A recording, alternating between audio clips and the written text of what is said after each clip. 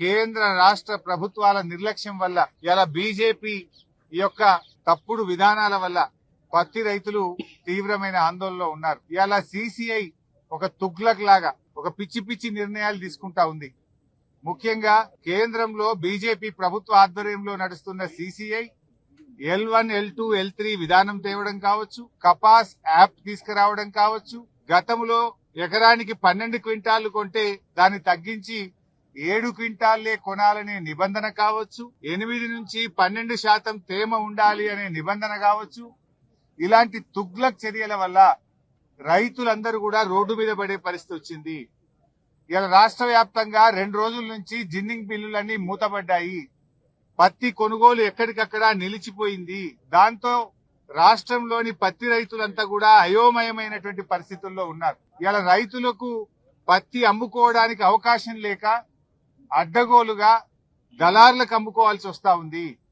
పత్తి మద్దతు ధర 8,100 రూపాయలు. కానీ ఈరోజు పత్తి కేవలం 6,000 రూపాయలకు మాత్రమే రైతులు అమ్ముకుంటున్న పరిస్థితి. ఓ క్వింటాల్ మీద 2,000 రూపాయలు ఇలా పత్తి రైతులు నష్టపోతా ఉన్నారు.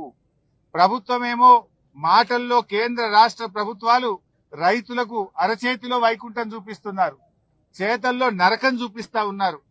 ఇలా ఒకవైపు అకాల వర్షాల వల్ల తుఫాన్ల వల్ల రైతులు నష్టపోయారు.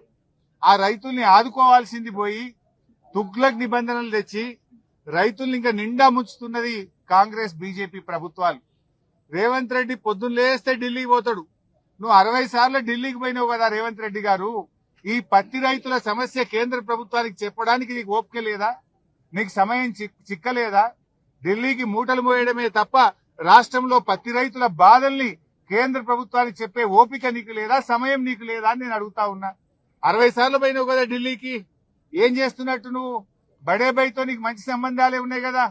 మరి చోటే బై పోయి ఆ బడే బైని కలిసి ఈ పత్తి కొనండి, మా పత్తి రైతుల నిబంధనలు సవరించండి అని చెప్పాల్సిన బాధ్యత నీకు లేదా రేవంత్ రెడ్డి అని నేను అడుగుతా ఉన్నా.